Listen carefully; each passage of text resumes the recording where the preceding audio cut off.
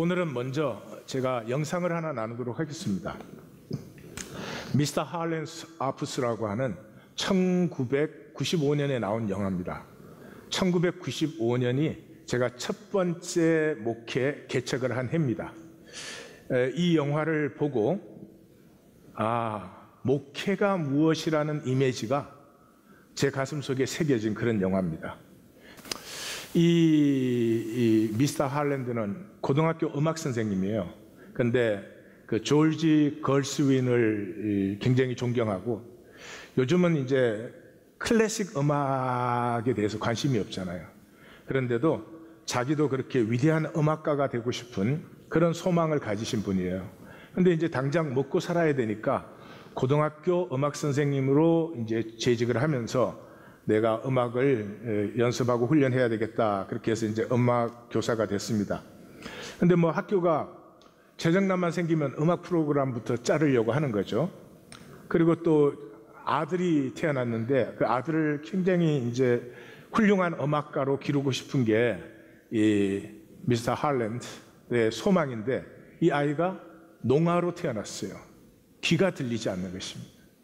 그래서 그것 때문에 이 아들과 아내와의 갈등, 그 다음에 이 음악 선생님으로 이제 학교에 부임해서 첫 클래스를 하는데, 홀랜드 선생님이 그런 말을 합니다. 음악은 감정의 언어다. 그래서 우리의 논리는 거짓이잖아요. 논리에는 진실이 없죠. 나에게 이익되게 유리하게 펼치는 게 우리의 논리죠. 근데 감정은 그렇게 속일 수가 없죠. 슬픈데 뭐 기쁘다 이럴 수는 없죠. 그래서 음악이 감정의 언어이기 때문에 음악을 느낄 때 우리 존재에 그 정말로 필요한 그 본질 부분이 이렇게 피어나게 된다. 그렇게 합니다. 그렇지만 그때가 1960년대예요. 그러니까 락앤롤이 뭐 판을 칠 때입니다. 특별히 고등학생들에게 락앤롤 외에는 음악이 없는 것처럼 그런 시대인데, 그 학생들에게 락앤롤을 좋아하는 건 너희가 느껴지기 때문에 좋아하는 거 아니냐. 그런데 클래식도 더 깊이, 사실은 더 풍성하게 느껴진다. 이런 체험을 시키면서 이제 교육을 해 나옵니다. 그런데 이제 그것 때문에 학생들이 음악을 만나게 돼요. 음악은 악보가 아닙니다. 악보는 배울 수 있지만 음악은 배울 수가 없습니다. 지금 기독교는 성경을 가르치고 배워요. 필요할 수 있어요. 그건 아무것도 아니죠. 이 말씀 속에 운행 역사하는 영을 느껴야 되는 거지, 그거 인간 지식으로 가져가지고 무슨 좋은 일 한 적이 있습니까? 없죠. 그래서 그 학생들에게 음악을 만나고 체험해 주게 그렇게 하는 과정에서 많은 그 학생들이 진정한 변화를 체험하게 됩니다. 정말 음악이 피어나면서 자기의 그 현상이나 조건에 사로잡혔던 학생들이 자기 자신이 피어나는 체험을, 그 중에 이제 대표적인 학생이 이제 그 랭이라는 학생인데, 이 클라리넷을 부는데 클라리넷의 그 어려운 노트 하나를 못 불어내는 거예요. 거기만 가면은 삑 소리가 나든지 불었어도 음악적인 흐름이 깨지든지 그래요. 얘가 막 그 대학 입시에 그 특기로 클라리넷을 신청해서 하는 거니까 그게 안 되니까 막 엉엉 울기도 해요. 근데 그 이제 랭을 노트를 불려고 하지 말고 음악을 느껴라. 그래서 이 랭이 드디어 음악을 느끼는 순간에 자기가 이 노트를 플레이해야 된다는 걸 잊어버려요. 그리고 그 음악이 쫙 펼쳐져 나옵니다. 그게 이 랭이라고 하는 여학생을 완전히 새롭게 전환시키는 그런 모멘트가 되죠. 이런 경험들이 이제 풋볼 선수, 뭐 하여튼 말썽쟁이 학생 등등에게 일어나면서 이 음악이 이 학교에서는 그 뭐라 그럴까요? 학교를 학교되게 하는. 그런데 이제 이 30년 재직을 했는데 또 재정난이 와서 음악 프로그램을 다 없앴습니다. 그리고 이제 자기는 30년 재직을 했으니까 이제 은퇴를 하게 됐습니다. 그래서 이제 은퇴를 하게 되니까 그 재학생 졸업생들이 다 모여서 시크릿, 그 은퇴식을 선물을 마련했어요. 그게 뭐냐 그러면 평생에 자기가 음악가가 되려고 교향곡을 작곡을 했지만 한 번도 연주된 적이 없죠.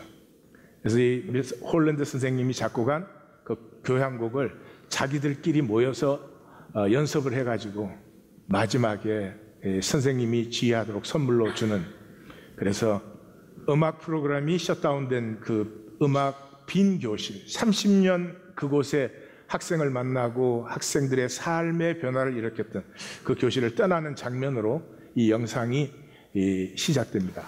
오늘 본문은 세례 요한의 본문입니다. 세례 요한의 본문은 하나님을 믿는 자만이 느낄 수 있는 본문입니다. 글자로는 모두가 읽을 수 있습니다. 그러나 아무것도 못 만납니다. 하나님을 진실로 믿는 자만 이 본문이 무슨 얘기인지가 보이기 시작합니다. 마치 이런 것입니다.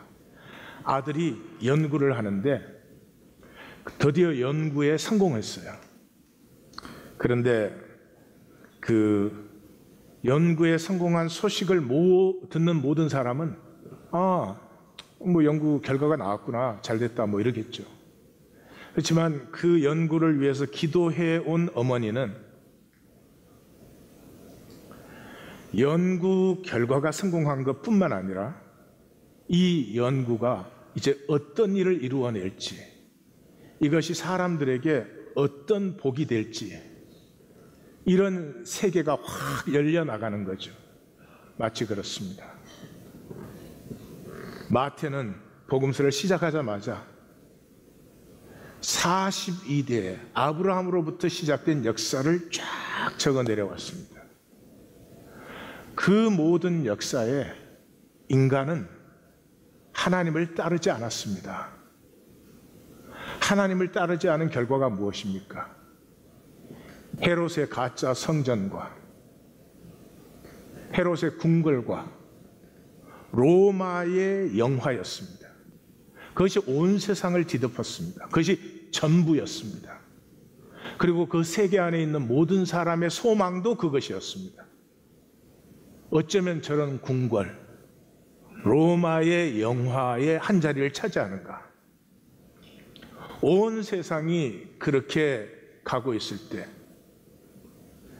하나님께서는 아무 일도 못 하셨던 게 아니고 하나님 역시 자기의 생명의 역사가 흐르게 하셔서 드디어 때가 되매 더 이상 하나님의 역사가 감추어지지 않는, 이제는 어둠이 너무 짙어서 아무리 작은 별빛이라도 나타날 수밖에 없는 그런 시간이 도래했습니다. 그 하나님의 작은 불빛, 로마에 비친 게 아니고 유대 광야에 비친 그 작은 불빛 아래 한 사람이 서 있습니다. 낙타 트롯에 가죽띠를 메고 메뚜기와 석청을 먹는, 성전과 궁궐과 로마의 영화와 완전히 대조가 되는 이 사람은 우연히 나타나지 않았습니다. 사가랴와 엘리사벳이라고 하는 제사장 가정에 태어났습니다. 제사장 가정에 태어났으면 제사장이죠. 제사장 시키면 잘 먹고 잘 살죠. 그런데 이 사가랴와 엘리사벳은 하나님의 음성을 듣는 사람이었습니다. 하나님의 음성을 들을 뿐만 아니라 순종하는 사람이었습니다. 그래서 이 아들을 제사장으로 기르지 못하고 광야에 있는 에센인의 공동체, 메뚜기와 석청을 먹는, 낙타 트롯을 입는 에센 공동체에 보냈습니다. 그 부모로 말미암아 이 한 남자가 어둠이 너무나 짙어진 시간에 한 빛으로 나타나고 있습니다. 그것은 동시에 또 한쪽에서는 요셉과 마리아라고 하는 역시 말씀을 듣는, 말씀을 들을 뿐만 아니라 말씀에 순종하는 한 부부로 말미암아 나사렛 예수의 탄생이 6개월 후에 이루어집니다. 이들은 광야에서 만나게 되며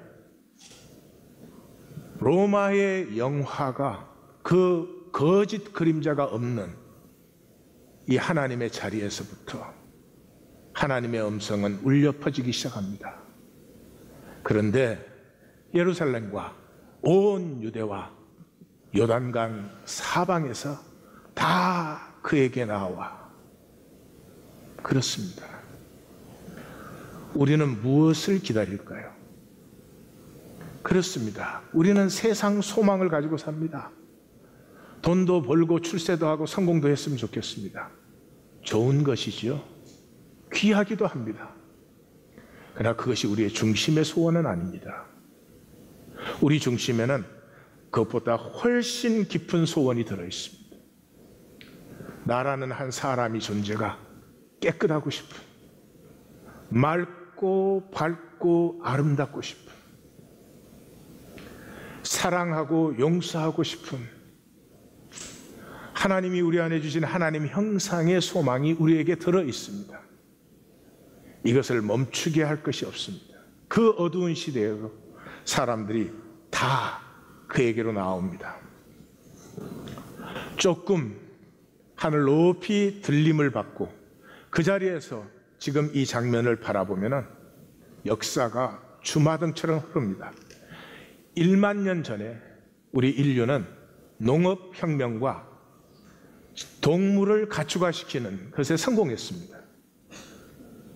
인구 증가가 급속해졌습니다. 자, 농사를 지으면서 하루 잡거나 캐서 하루 먹는 것이 아니라 이제는 비축할 수 있는 잉여가 생겼습니다.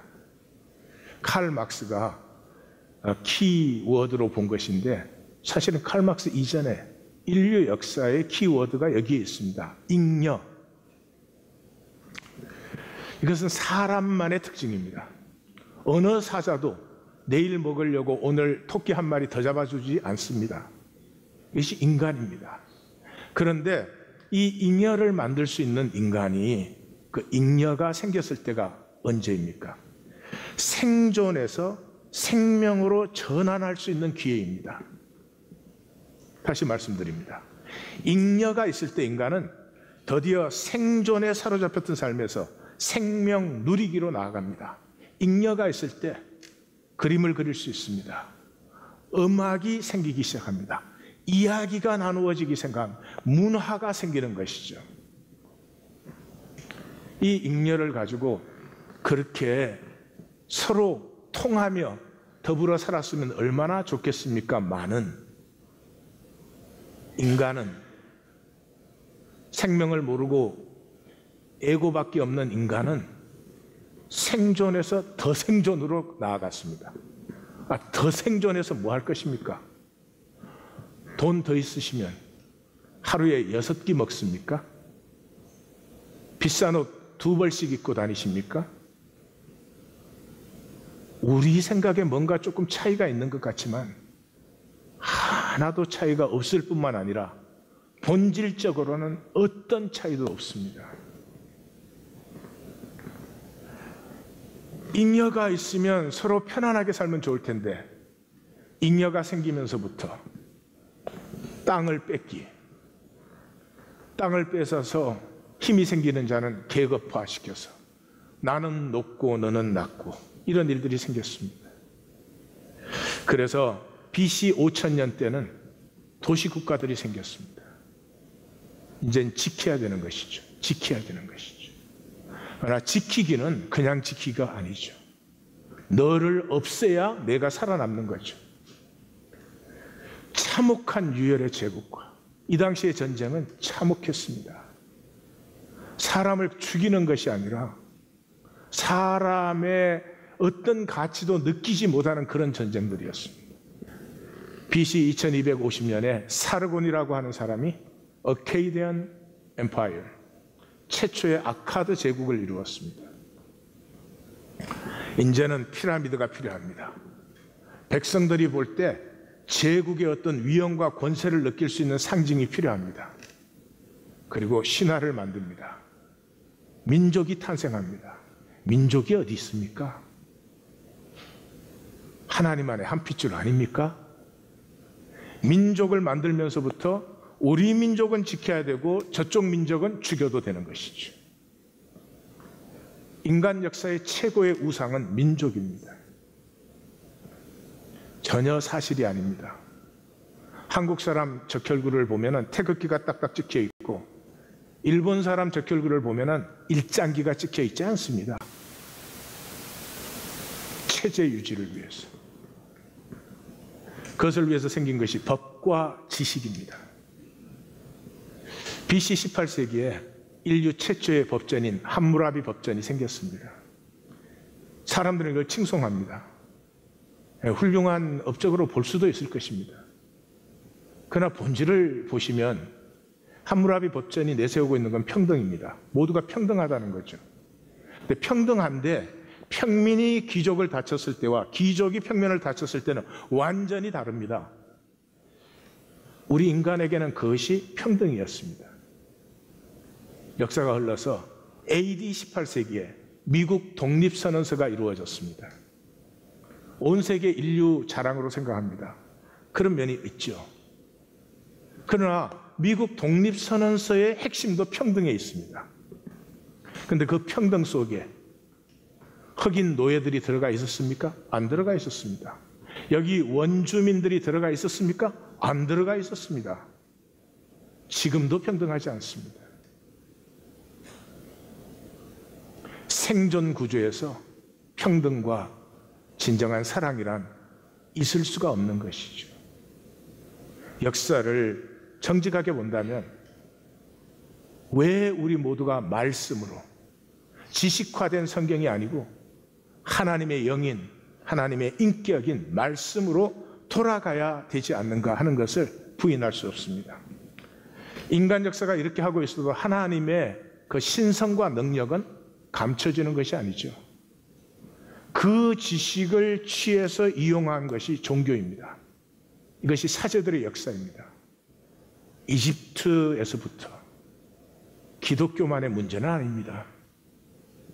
헬라에서 그 신전에서 시간이 있으면 파르테논 신전에서 이루어진 사제들의 온갖 그 개교들을 들으시면 참 안타깝고 답답하면서도 역사는 바뀐 적이 없구나 하는 걸 느끼실 거예요. 마태복음의 핵심은 어디에 있습니까? 종교인들을 향한 복음서입니다. 그래서 바리새인들과 사두개인들을 향한 것입니다. 그래서 이게 계속 나오는 거죠. 유대 종교의 2대 바리새인들과 사두개인들. 독사의 새끼들아 하는 말이 반복해서 나옵니다. 난 종교인들이 마땅히 들을 얘기라고 생각합니다.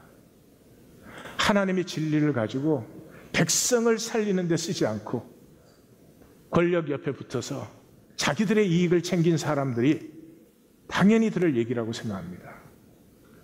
예수님의 말씀뿐만이 아니라 역사를 향한 하나님의 음성입니다. 하나님의 음성입니다. 마태복음 그렇게 말하죠.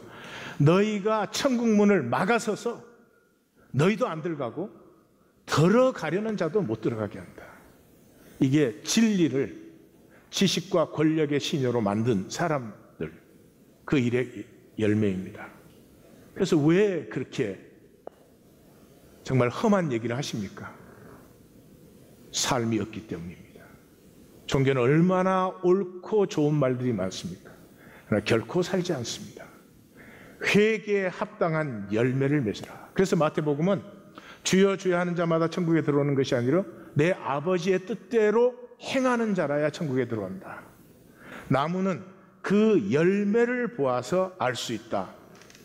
행함이 없는 자는 모래 위에 집을 지은 자다. 이러한 얘기들이 마태복음의 특징들은 전부 종교인을 향한 것입니다. 그래서 오늘 우리는 더 겸비한 마음으로 이 마태복음의 메시지를 들을 수밖에 없습니다. 아브라함이 우리의 조상이라고 말하지 말라.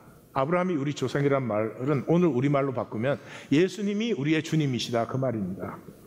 이 돌들로도 아브라함의 자손이 되게 하시라. 그렇지 않습니까? 뭐 기독교인 하나 만드는 게 뭐 그렇게 문제가 됩니까?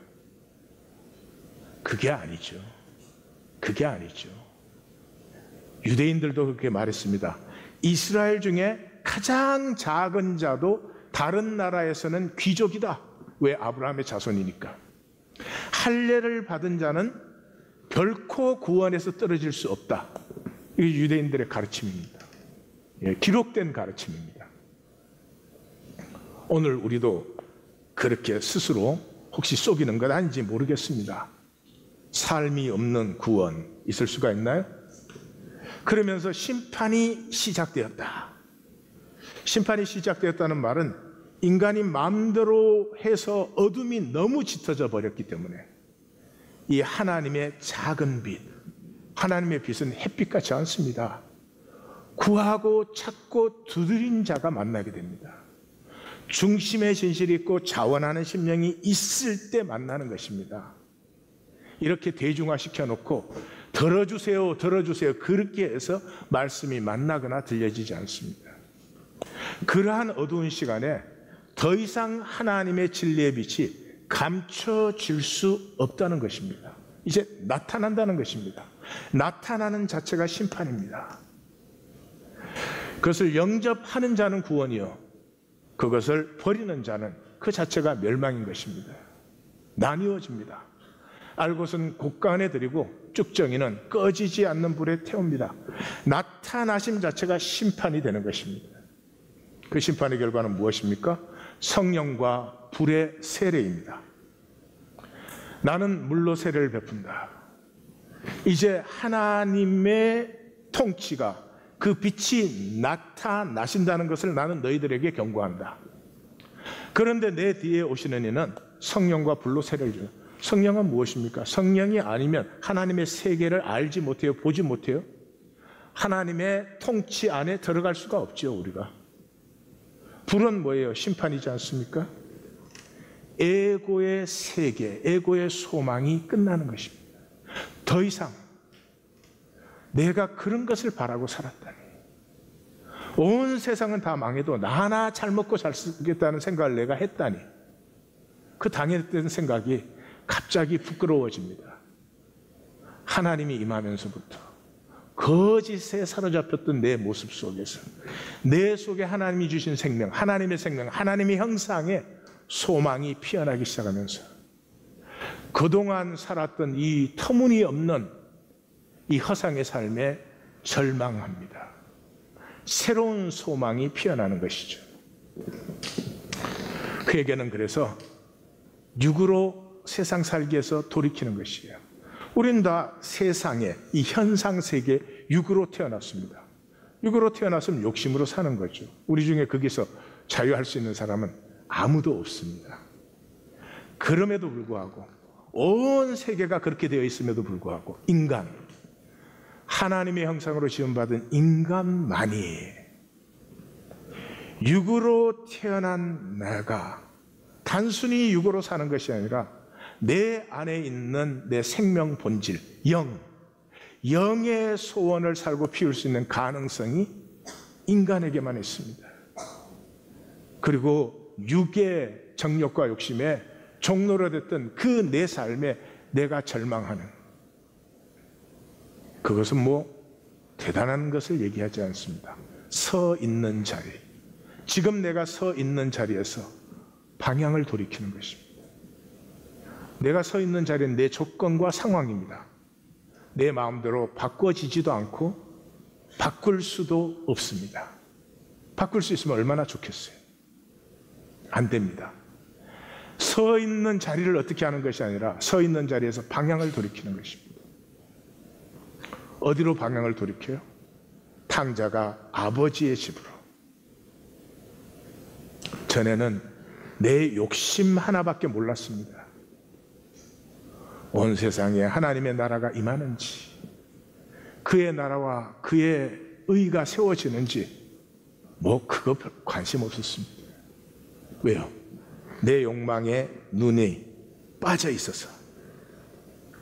그런데 비로소 말씀이 임하면서 동서남북을 바라봅니다. 어쩌면 이 땅에 이렇게 아픔이 많을까요? 왜 이렇게 아프고 괴로워하면서 살아야 될까요? 왜 이렇게 불평등할까요? 돈이 썩어져서 제대로 못 쓰는 사람들이 수도 없는데, 약이 없어서 태어나서 죽을 때까지 맑은 물 한 번 마셔보지 못하는 어린아이로 죽는 숫자가 이유 없이 자기가 살던 거주지에서 쫓겨나서 국적도 소속도 없는, 누구에 의해서 무엇에 의해서도 보호받을 수 없는 그런 사람들이 넘쳐나고 있습니다. 하늘의 별을 바라보기 시작합니다. 나는 내 욕심만을 위해서 살기에는 너무 큰 존재입니다. 하나님의 형상으로 창조되었고, 나는 내 욕심 하나 채우며 살기에는 너무나 아름답고 하나님의 신비가 있는 존재임을 보게 됩니다. 더 이상 내가 보던 자리만 바라볼 수 없는 이 turning around, 그것이 회개입니다. 생각이 아닙니다. 존재 전체의 느낌입니다. 우리는 이때 세 가지에 절망하게 됩니다. 첫째는 세상 권세를 숭배했습니다. 출세하고 싶고 성공하고 싶고, 나쁜 것이 아니죠. 못하면 하도 무시해야 되니까 이 세상이, 그 세상 권세는 뭘로 되어 있습니까? 돈으로 되어 있습니다. 돈을 숭배할 수밖에 없습니다. 돈은 숭배의 대상은 아니죠. 필요한 것이고, 필요하면 하나님이 주시는 것이고, 근데 돈을 숭배하게 되면서부터 모든 것이 떠나갑니다. 가족도 없어집니다. 부부 사이도 없습니다. 왜냐 그러면 이 현상은 단절되어 있잖아요. 현상 속에 성도님하고 나하고는 지금 단절되어 있잖아요. 그러나 본질적으로는 우리가 하나님 안에서 다 같이 나왔잖아요. 어떻게 단절될 수가 있어요? 이 현상의 거짓 속에서만 단절되어 있고, 단절을 전제로 힘을 휘두르는 것이 돈이어서 돈은 자기 자신과도 단절되게 합니다. 두 번째로 인간관계입니다. 육으로 태어난 인간에게는 인간관계가 전부입니다. 진짜로 내가 깨끗하냐, 참되고 복된 삶을 사느냐, 그런데 별로 관심이 없어요. 거짓으로 해서라도 사람들이 나를 좋아하고 사람들이 나를 훌륭하다고 하면은 그만 모든 게 다 된 것 같습니다. 내가 진실해도 사람들이 나를 욕하고 정죄하면 또 절망하기도 쉽습니다. 인간관계의 진실이 어디에 있습니까? 모두가 거짓입니다. 나를 좋다고 합니까? 자기 기분이 좋다는 얘기예요. 나를 싫다고 합니까? 자기가 뭔가 마음이 안 좋다는 얘기예요. 옆에 한번 물어보세요. 그러니?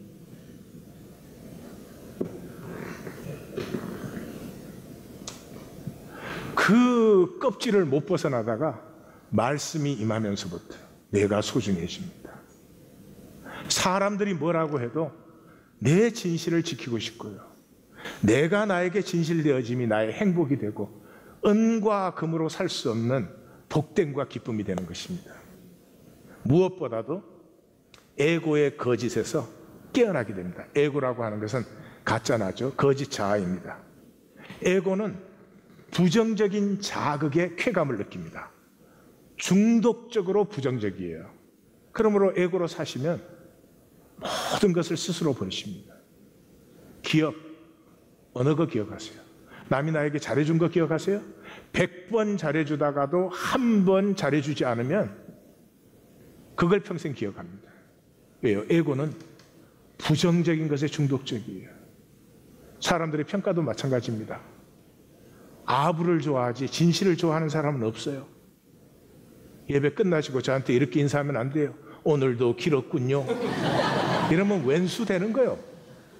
그게 잘못이라는 게 아닙니다. 그런 세상 속에 하나님이 우리를 보내셨어요. 그렇게 열심히 살아요. 열심히 살게 하는 이유가 뭐예요? 열심히 살았는데 내가 진정으로 원하는 것과는 점점 거리가 생기는 거죠. 그래서 그 세상의 소망을 버리게 하는 것이죠. 삶도 남에게 이겨서 뭐 하겠어요? 근데 이 세상은 위너 되는 게 모든 것이에요. 루저가 되면 너무 힘드니까. 루저 안 됐다고 행복합니까? 그런 건 아니잖아요. 무엇보다 이 에고는 고착성을 가지고 있어요. 제가 예화라는 건 반복하게 되거든요. 근데 제가 가장 많이 쓴 예화가 뭘까 이렇게 생각을 해봤더니 그거더라고요. 그 알코올 중독자 아버지 밑에 자라난 딸은 알코올 중독자 남편과 만날 확률이 4배가 커요. 새로운 거 싫어해요. 에고는 새로운 게 머리로 다 좋다고 생각하지만 싫어합니다. 내가 만들고 지켜온 세계, 그게 강화되었으면 좋겠어요. 그게 다른 세계보다 잘났으면 좋겠지만 내가 새로워지기를 원하지 않습니다. 야, 그러면 새로워지는 순간 에고는 없어져 버리기 때문에. 그래서 성경에는 무수하게 내가 너희를 새롭게 한다는 말씀이 나와요. 그리스도 예수 안에 있는 생명의 성령의 법이 죄와 사망의 법에서 너희를 해방한다, 자유케 한다. 우리가 낙심치 않는다. 우리의 겉사람은 낡아지나 우리의 속사람은 날로 새로워지는 듯다. 제가 좋아하는 몇몇 개, 특별히 좋아하는 말씀 중에 하나가 계시록 끝에 나오는 말씀. 보라, 내가 만물을 새롭게 하노라. 제가 일생을 마감한 후에 새로워지지 않는다면, 우리는 하나님에게 나왔습니다. 없어지지 않습니다. 물리적으로도 질량 불변의 법칙, 에너지 불변의 법칙. 우리 분명히 에너지죠. 없어지지 않습니다. 형태가 변화될 뿐이지. 그런데 영원히 새롭지 않습니다. 그게 지옥입니다. 그게 지옥입니다. 하나님 안의 생명은 날로 새로워집니다. 날로 새로운 세계, 날로 새로운 신비, 날로 새로운 좋았다를 경험하는 것이죠. 놓치지 않으시기를 바랍니다. 그래서 인간이 태어난 유일한 목적은 거듭남입니다. 다시 말씀드리겠습니다. 인간이 이렇게 살고 저렇게 살고 온갖 모양들이 있지만은 모양은 달라도 목적은 하나입니다. 거듭남에 있습니다. 거듭남에 있습니다. 지나치지 않습니다. 이렇게 표현하는 게 성경적으로 가장 정확한 말입니다. 우리는 현상세계의 육으로 태어났습니다. 이 만물 중에서 육으로 태어났음에도 불구하고 영을, 본질을 피워낼 수 있는 것은 우리밖에 없습니다. 우리 모두 남자의 후손으로 태어납니다. 육으로 태어나죠. 그런 우리가 여자의 후손, 성령으로 말미암아 우리의 생명이 잉태되고 피어나는, 이것은 인간에게만 주어진 특권입니다. 거듭나기까지는 육이라는 것은 현상입니다. 현상은 있다가 쓰러지면 그 존재했던 시간이 아무것도 아닌 것입니다. 그렇잖아요. 장자가 나비의 꿈을 꾸었는지, 나비가 장자의 꿈을 꾸었는지, 이쪽도 이다, 저쪽도 이다 아닙니다. 그 자체는 현상이기 때문에 그렇습니다. 생명으로 살지 못하면 딱 주님 앞에 서실 때 보시면 일평생을 그렇게 종신토록 땀 흘려 수고했는데 불과 몇 분 내 일생이 스쳐 지나갑니다. 본질이 없기 때문입니다. 생명을 산 사람, 본질을 산 사람은 그 경험 하나하나가 영원합니다. 사랑의 경험이고 중심의 진실이 있는 것이기 때문에 그렇습니다. 이걸 다르게 표현하면 이런 것입니다. 우린 다 물리적 세계에 태어납니다. 현상이죠. 물리적 세계. 물리적 세계는 물리적 법이 있습니다. Physical law. 만유인력의 법칙, 법이 있어요. 우리 중에 만유인력의 법에서 자유할 수 있는 사람이 아무도 없습니다. 이 세상에 어떤 것도 자유하지 않습니다. 그러나 인간만이 비물질적인 존재로 태어났음에도 불구하고 우리 안에 있는 비물질적 본질, 영이라고 불러도 좋습니다. 생명이라고 불러도 좋습니다. 하나님의 형상이라도 불러도 좋습니다. 이 본질 때문에 원리의 주인으로 살 수 있는 거죠. 지금 우리가 그렇게 살고 있습니다. 비행기 타면 날 수 없는 인간이 납니다. 예, 물질적 원리를 내가 다스린 것입니다. 히팅, 에어컨디셔닝 마찬가지입니다. 끝나면 자동차 타시죠? 다 마찬가지입니다. 자, 저를 따라서 해주십시오. 강물에 떠내려가지 말고 노를 저어 자신의 목적지로 가라. 풍랑에 떠밀리지 말고 돛을 달아 꿈의 항구로 나아가라. 그렇습니다. 분명히 물질적인 존재로 현상 세계에 태어났음에도 불구하고 본질적인 것을 누릴 때 우리는 이 세계의 종이 아니고 노예가 아니고 그 법칙에서 자유할 수 없음에도 불구하고 종이 아니고 주인으로 하나님의 유업자로 살 수 있는 것이죠. 예수님의 말씀을 우리 한글 번역은 좀 그렇습니다만 그래도 읽어보면 알 수 있습니다. 이게 하나님 나라 비유의 총결론입니다. 많은 비유를 하셨죠? 이렇게 말합니다. 그러므로 천국의 제자된 서기관마다 천국의 영어 번역이 조금 더 정확합니다. 자, 우리는 서기관, 말씀을 아는 사람들이에요.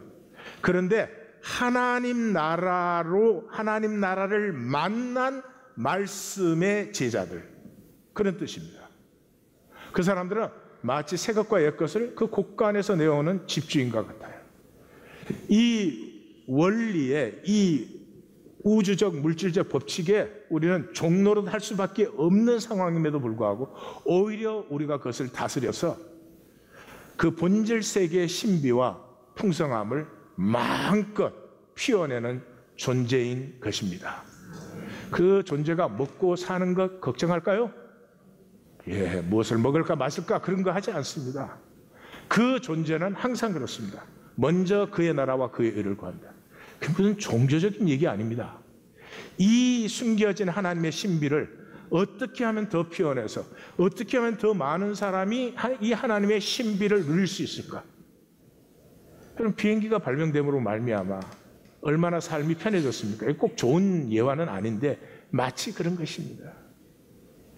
하나님을 알고 하나님의 신비를 피워내는 사람은 그 기쁨으로 사는 것입니다. 무엇을 먹을까 마실까 입을까로 사는 삶을 어떻게 하나님의 형상의 삶, 거듭남의 삶이라고 말을 할 수 있겠습니까? 그래서 지금 한국교회는 그러죠? 성화를 가르치지 않아서 이 기독교 생활을 평생을 해도 성화가 없다 그래요. 제가 볼 때는 뭔가를 잘못 보고 계세요. 우리가 성화되는 것은, 우리가 하나님의 은혜를 누리는 것은, 우리에게서 성령의 열매가 맺히는 것은 자동이에요. 자동이 아니면 열매라고 하면 안 되죠. 예? 뭐의 열매입니까? 거듭나면 되는 것입니다. 육으로 살던 우리에게서 하나님의 형상, 하나님의 본질, 하나님의 영이 피어나기 시작하면서부터 새로워지는 것이고 더 깊고 풍성해지는 것이고 나를 만나는 모든 것에 복이 되는 것이고 그런 것이 이루어져 가는 것이죠. 그걸 어떻게 우리가 만듭니까? 주의하십시오. 종교에는 역설이 있습니다. 분명히 하나님은 종교를 허락하셨기 때문에 우리가 종교 안에 있습니다. 그러나 종교가 끝이 아니죠. 우리에게 종교를 주신 것은 종교를 통해서 우리가 피어나야 됨이 있기 때문에 종교를 주신 거죠. 종교는 하나님의 섭리의 채널입니다. 그게 두 종류의 사람들이 있습니다. 에고로 종교 생활을 하는 사람의 특징은 적당히입니다. 헌신 없습니다. 중심의 진실 없습니다. 자원하는 심령 없습니다. 사정이 되는 한 하나님을 잘 섬기고 싶습니다. 그다 인간의 본능 속에 이미 들어있는 것이죠. 그 사람은 말씀을 만난 사람은 아닙니다. 말씀을 만나면 그렇게 되지 않습니다. 사랑을 만나버리면 적당히 사랑해주고 사랑하지만 내 스페이스 지키고 이런 게 없어져 버리죠. 그것을 이 마태복음은 바리새와 사두개인이라고 합니다. 또 한 무리의 사람이 있습니다. 종교에 신실합니다. 하나님이 허락한 종교를 중심의 진실로 자원함으로 합니다. 하나님의 뜻은 무엇입니까? 종교를 완성하기 위해서입니까? 아닙니다. 절망을 만납니다. 내가 그렇게까지 기도하고 내가 그렇게까지 말씀을 묵상하고 등등등 뭐가 된지 선행을 행하고 몸을 불사르게 내어주고 모든 비밀과 지식을 다 알고 깨달았는데도 나는 여전히 이 세상 소망에 대해서 욕심을 부리고 있는 나를 피할 수가 없습니다.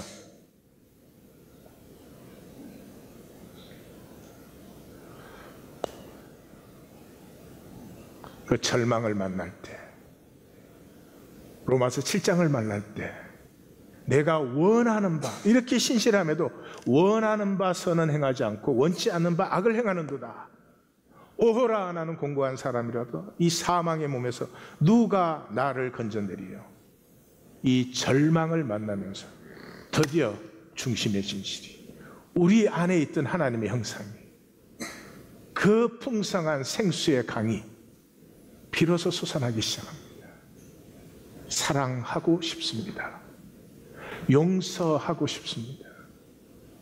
더 이상 욕심과 에고에 쏘가서 내가 너보다는 잘나야 되는, 내가 너보다는 옳아야 되는 이런 허상이 거짓말 같습니다. 그렇게 살았을 리가 없지 싶습니다. 이 시대 주의하십시오. 말씀을 만나지 않고 결혼했다고 하는 시대예요. 아니, 사람을 만나지 않았는데 그 사람에 대해서 듣고 배우고 모든 지식을 갖고 있어요. 그 결혼할 수 있습니까? 없습니다. 하나님을 만나려고 교회에 나오는 이가 없는 시대입니다. 왜 믿어요? 교회 다니려고 믿어요. 이 공동체가 필요하니까, 이런 인간관계가 필요하니까. 여기 사람들의 관계가 전부지. 예배 한 번을 드려도 하나님 앞에 예배 드리기가 어려운 시대입니다. 깨어 있어야 됩니다. 그럼에도 불구하고 진짜인지 가짜인지는 분명하지 않습니까? 하나님과 나의 관계, 누구와의 관계도 마찬가지입니다. 가짜는 머리로 생각하지요. 이해로 끝납니다. 남의 자식 얘기는 머리로 이해하잖아요. 진짜는 가슴으로 느낍니다. 가슴으로 느끼면 붙들림 받지요. 우리 하나님 교회는 14년 정말 마음을 다하고 성품을 다하고 힘을 다하여서 구하고 찾고 두드리는 시간이었습니다. 교회가 되고 싶어서, 인간이 만든 기독교 단체가 아니라 하나님의 교회가 되고 싶어서, 그리스도의 몸이 되고 싶어서 때가 찼지요. 우리가 만든 프로그램, 우리가 만든 이 훈련들을 해왔습니다. 이제 12년째 되었을 때 하나님의 개입이 나타났죠. 말씀 만나기였습니다. 처음 그게 말씀 읽긴 줄 알았습니다. 근데 우리는 뭔지도 모르고 하는 사이에 하나님이 인도하셔서 말씀 만나기가 되었습니다. 이 하나님의 잔치자리가 임했을 때 성경은 이렇게 말합니다. 모두가 사양하여, 나는 밭을 샀어, 나가봐야 돼. 나는 소 5마리를 샀어, 시험하러 가야 돼. 나는 장가 들었어. 여전히 세상에서 반복하던 일, 해도 안 해도 사실은 본질적인 차이가 아무것도 없는 그 일에 자칫하면 그대로 매달려 있다는 것입니다. 그래서 이렇게 말씀하십니다. 예수님께서는 청함을 받은 자는 많되 택함을 입은 자는 적으니라. 이 지구는 우리의 출발지도 아니고 우리의 목적지도 아닙니다. 지구는 사실은 우주 전체에 비하면 먼지 한 톨도 되지 않습니다. 근데 그것이 우리의 전부가 되는 순간에 우리는 이 작은 곳에서 서로 이기기, 땅 따먹기, 이 작은 곳에서 잘나기, 그 작은 곳에 사로잡히니까 쉴 새 없이 흔들립니다. 불안과 염려와 근심이 끊이지 않습니다. 수치와 두려움에 사로잡힙니다. 말씀을 만난 사람들은 생명의 자유를, 기쁨은 자유해야 기쁘지 않습니까? 자유하지 않은 기쁨은 기쁨이 될 수 없죠. 삶은 간단합니다. 나 자신은 기뻐하십시오. 기뻐하지 못할 이유가 뭐가 있습니까? 꼭 돈 더 있어야 기뻐하시겠습니까? 꼭 자식이 출세해야 기뻐하시겠습니까? 기뻐하십시오. 못된 이웃이 있어도 이웃이 있다는 건 없는 것보다 나은 것입니다. 이웃에게는 기쁨이 되어 주십시오. 에고의 복잡한 생각을 내려놓으십시오. 기쁨이 되어주면 되지 않아요? 아내이십니까? 남편에게 기쁨이 되어 주십시오. 남편이십니까? 아내에게 기쁨이 되어 주십시오. 목회자입니까? 그 다음 잘 모르겠어요. 기쁨이 된 적이 있어야 그 말을 하는데. 말해봐요. 정말로 기쁨이 된 적 한 번도 없어? 이렇게 공갈과 협박으로. 삶은 간단합니다. 속지 마십시오. 자기 자신이 기쁨을 누리십시오. 얼마나 누릴 것이 많습니까? 이웃에게는 기쁨이 되어 주십시오. 내가 좀 바보 같아져도, 못난 것 같아도 기쁨이 되어 주십시오. 그게 훨씬 높은 에너지 레벨입니다. 오늘 나눔은 진정한 거듭남은 나의 노력, 나의 공로의 심지어 믿음까지 아닙니다. 내가 믿습니다. 제발 좀 내려놓으십시오. 하나님의 통치 아래, 세상의 거짓 통치 아래 있던 내가 그 소망에 절망하여서 하나님만의 소망, 하나님 다스림 아래로 나아가는 것입니다. 에고를 내려놓고 정말로 예수님을 내 삶과 존재의 주인으로 모시는 것입니다. 우리는 아직 할 수 없습니다. 그러나 고백할 수 있습니다. 그러나 함부로 고백하지 마십시오. 중심의 진실을 모아서 고백하십시오. 고백의 놀라운 능력을 만나게 될 것입니다. 그리고 그것은 말씀을 만날 때 우리가 말씀에 붙들림 받습니다. 내가 이해한 말씀 붙들림 받지 못해요. 그러나 내가 말씀을 만나면, 부딪히면 붙들림 받습니다.